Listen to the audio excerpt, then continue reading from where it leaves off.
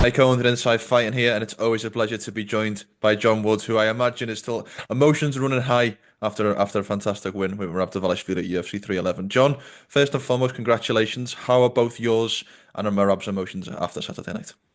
Thanks, man. Yeah, it's awesome. Obviously, that was a big one, and I mean, if not the biggest one, it felt like it was a little bit bigger than even winning the title. So amazing. It was a lot of adversity and a lot of crazy stuff for this camp going on, and obviously, being the underdog again when you're the champion and done what he's done.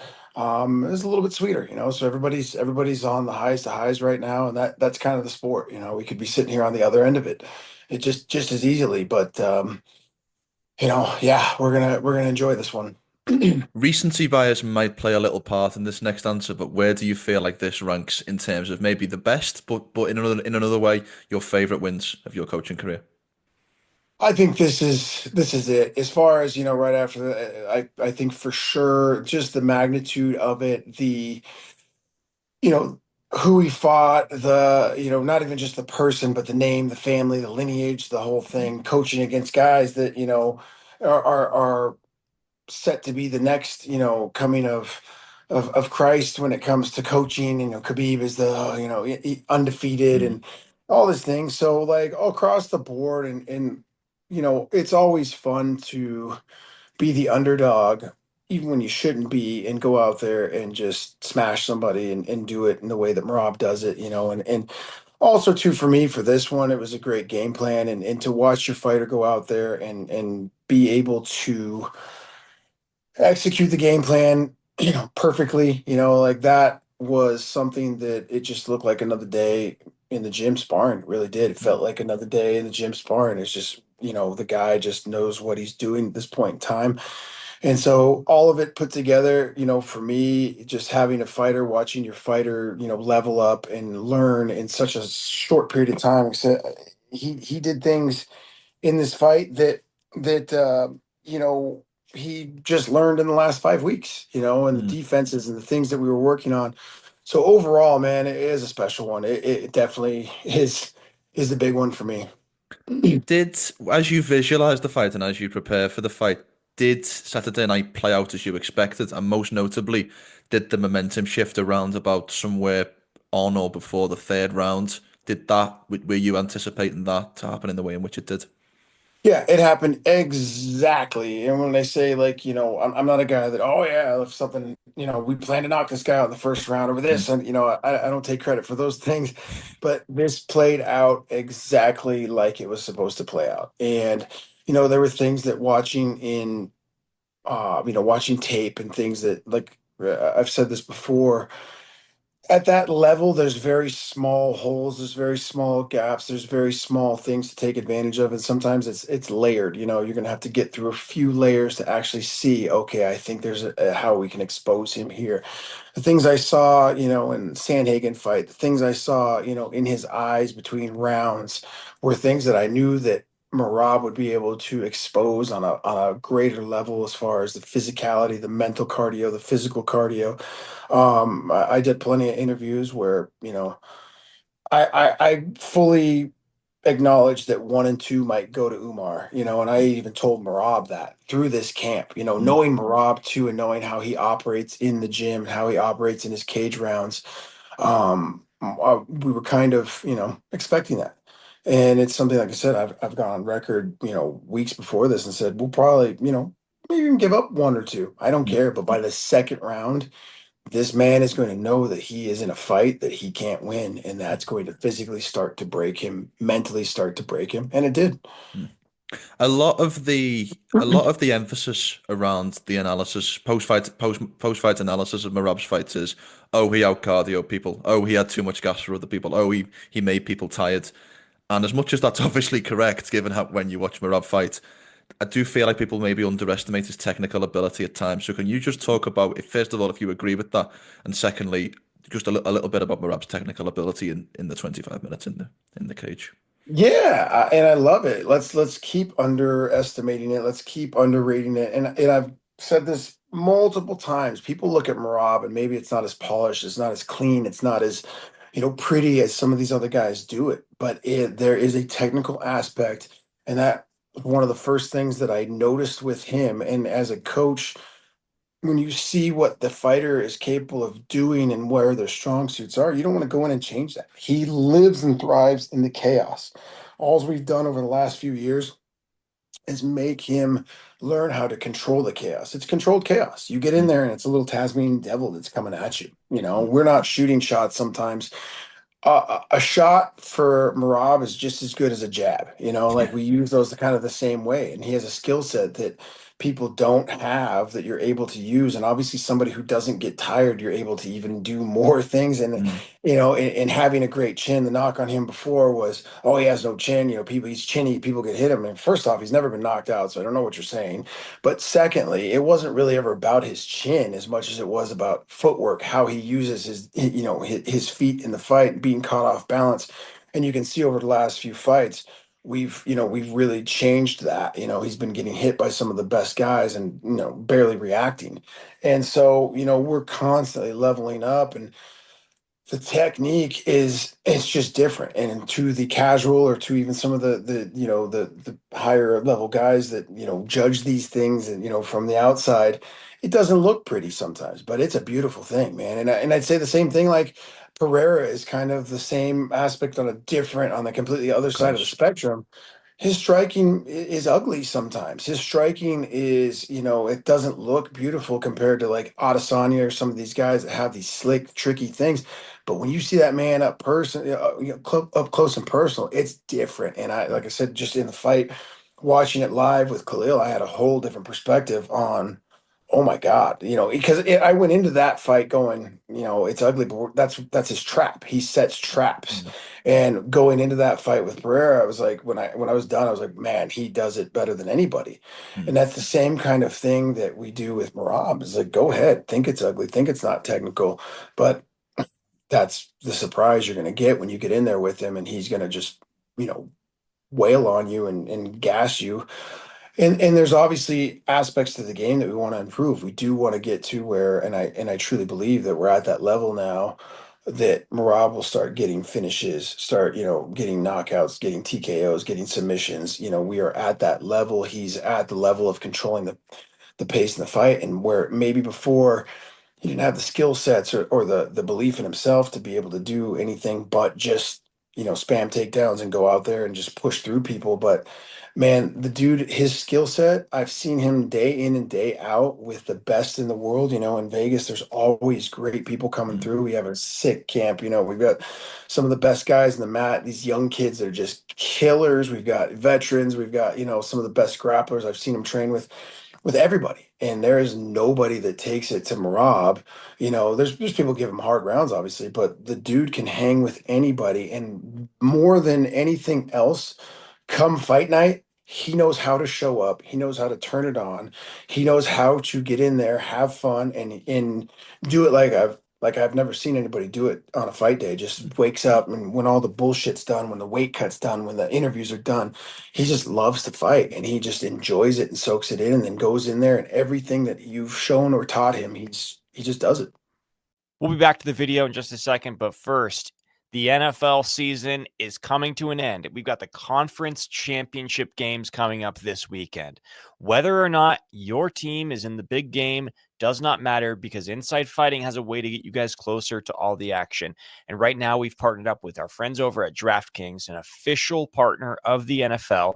And if you're a new DraftKings customer, go download the DraftKings Sportsbook app, bet $5 to receive $200 of bonus bets instantly, all by using our promo code Inside Fighting at signup. You can use those bonus bets on same game parlays, or if sports betting is not yet available in your state, don't worry about it. Just go play DraftKings Daily Fantasy Sports and get in on the action there. Again, the conference championship games are coming up this weekend, and if you want to get closer to all the action, go download the DraftKings Sportsbook app, bet $5, get $200 of bonus bets instantly, only if you use our promo code Inside Fighting on the DraftKings Sportsbook app. The crown is yours.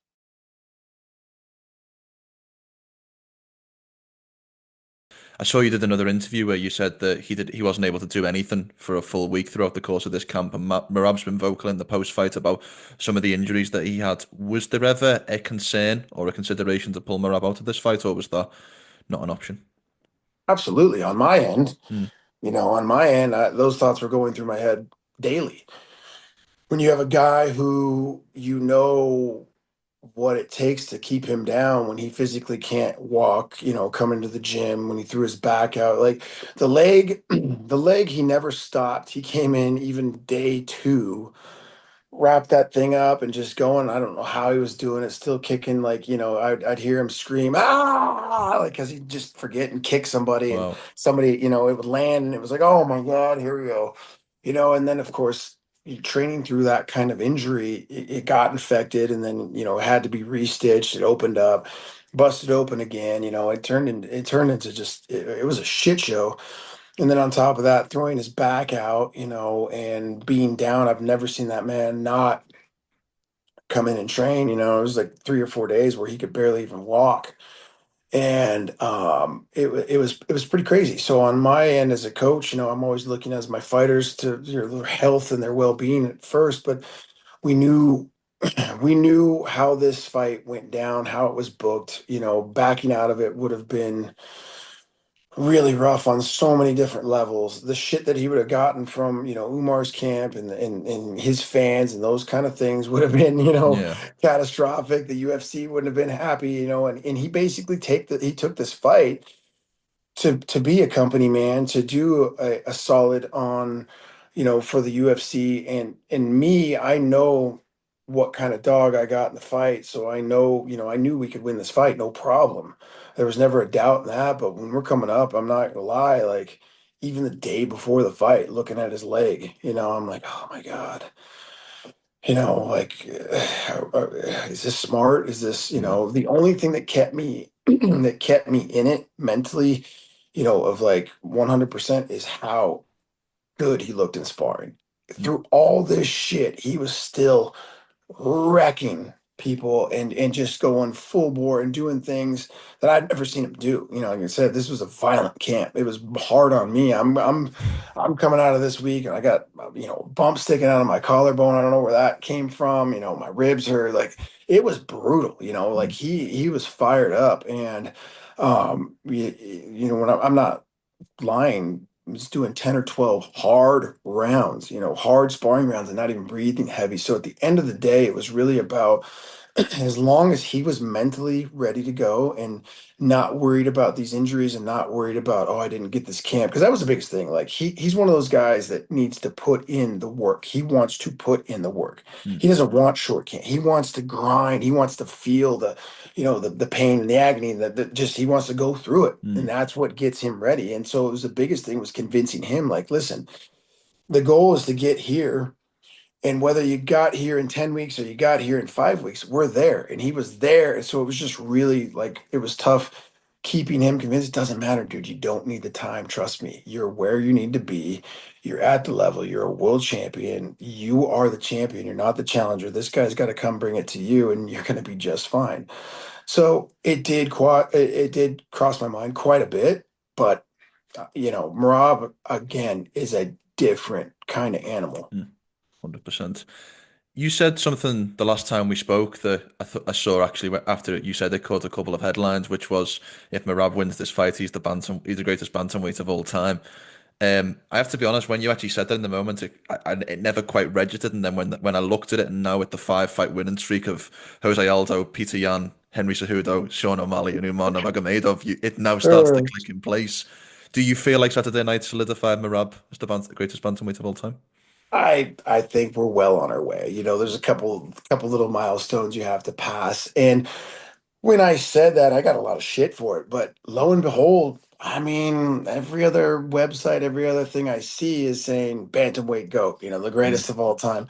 So I don't think it's that far fetched. I never thought it was that far fetched. But again, people were basically thinking that he was going to go out there and get smoked by Umar. So, his reign is over. A lot of times the bantamweight GOAT kind of thing, or any kind of GOAT, which, like I said, I don't give a shit about the GOAT. I just think he's the best bantamweight there ever has been. Mm. And I think he's the best bantamweight and will continue and will defend that title, for a long time. I don't know who takes it from him. So, in my mind, yes, he's the best bantamweight there ever was, and there ever will be. We've got and with that being said, we've got some things to prove, and Mm. he's got some obviously title defenses. And I had said with that too, as a little, asterisk on it, is that of all those people that he beat, if those were title defenses, you know, without question, Yeah. there's not even a question.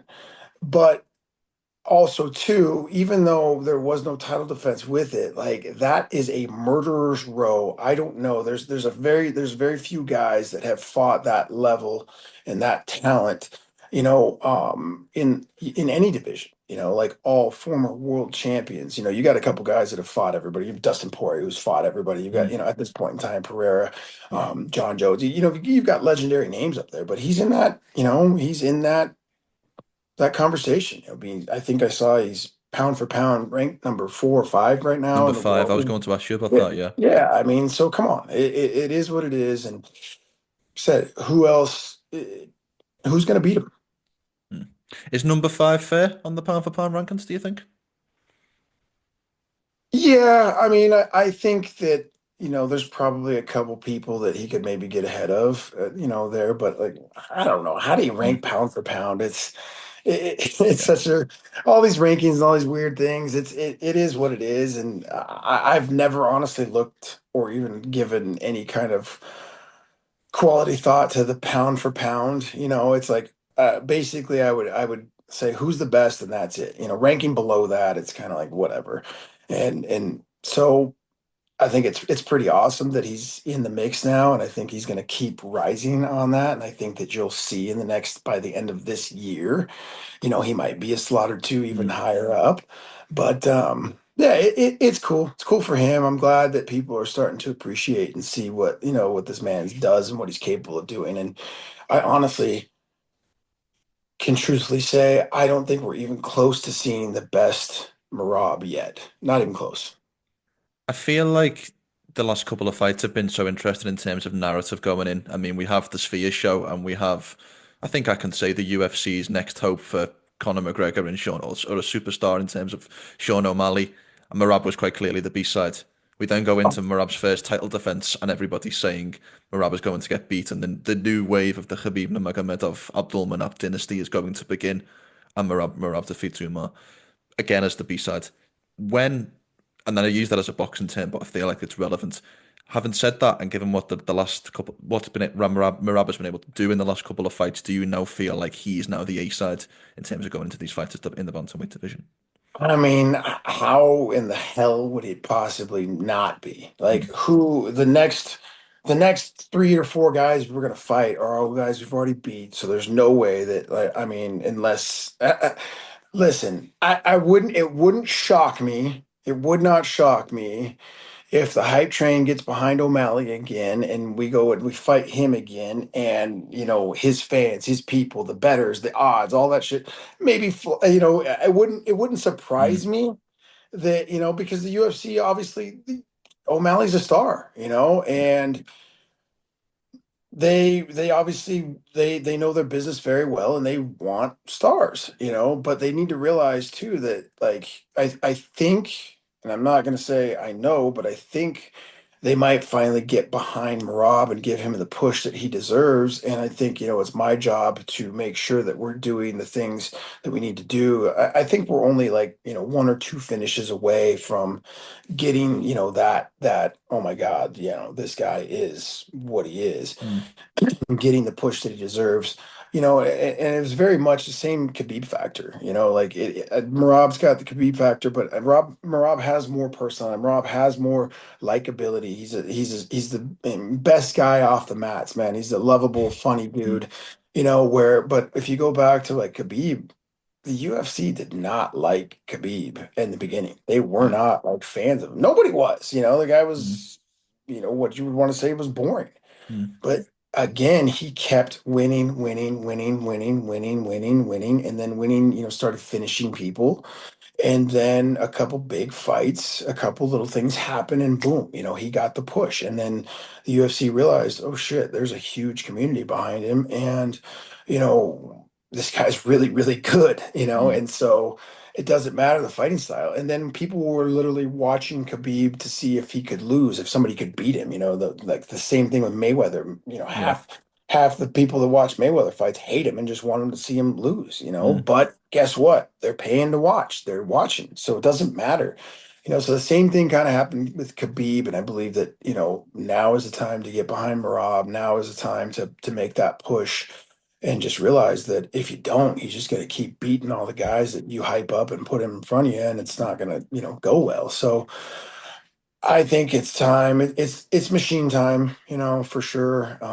But I can't imagine in my mind, in my thought, I can't imagine how he would be the underdog ever again in any of these fights. But we know how these things work. mm. So Um, One final question on Merab because as you mentioned there, number one, two, and three in the division would all technically be rematches of recent fights. Number four and five in the division, Corey Sandhagen and Davison Figueiredo, both coming off recent losses. So it appears that Merab's next title defense will be a recently contested rematch, let's say. And I'm conscious that his countryman Ilia Topuria is currently the featherweight champion. But do you think Merab would have any future ambitions to moving up to 145 if the stars align? I mean, if you offered it to him, yes. Mm, I mean, obviously he would never fight Ilya. Like, of there's course. no way that fight would ever happen. I can tell you that. Mm, I don't think there's enough money in the world that would make Rob go, fight Ilya or vice versa. But yeah, I mean, in the right opportunity, I think Rob's never going to turn down a fight. mm, He's never going to say no to anything. So that's just not his mentality. He is a fighter through and through. Do we have aspirations of doing that right now? Have we ever had that conversation?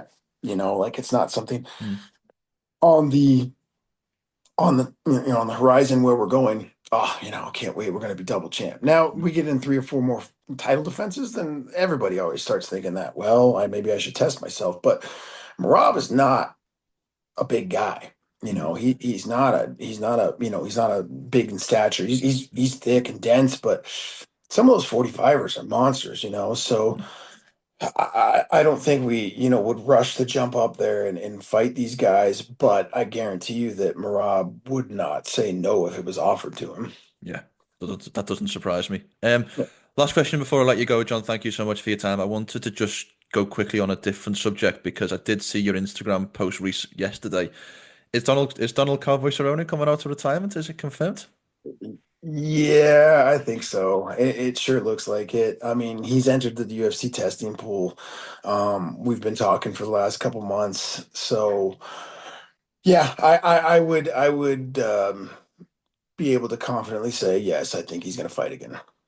So if you could pick Donald Cowboy Cerrone's next opponent for his comeback, who would you like to see the legend come back against?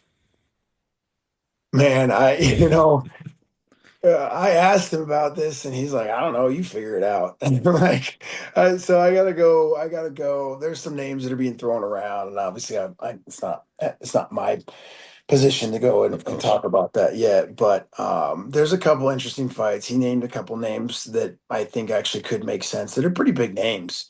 He's fired up. He's already cleared. His the whole thing on his drug testing. He's already passed his drug tests. Everything. He's obviously very vocal about what he did when he got out of there. But Mm, he's already clean and clear, and so he's just got to test a few more times. But there's a lot of interesting matchups, and I think just working with him yesterday, he looks healthy and happy in his mindset. Like he's back to kind of loving it again. We had a great session yesterday, and it was fun. And mm, it was different working with him, where he's not everything hurting and mm, everything broken. I mean, people don't realize his last half of his career how busted up that man is, because not only is he fighting and training and doing these things, he does all this other crazy shit in his life that's mm. hard too. So it was really good to get back in there with him and see him healthy and happy and really enjoying it and going hard. So Yeah, I think he'll be back. I don't really know who, you know, and Of I don't, course. and honestly, I don't know what weight. That's kind of the thing right now that's in debate of what weight he's going to do. So once we kind of figure out the weight, then I think we can figure out the opponent. Well, I look forward to seeing Donald in action hopefully soon. I look forward to seeing Merab in action soon, hopefully. John, thank you so much for your time and congratulations on Saturday's victory. And I look forward to Awesome, talking man. with you again soon. Appreciate it. Thanks for having me on, dude.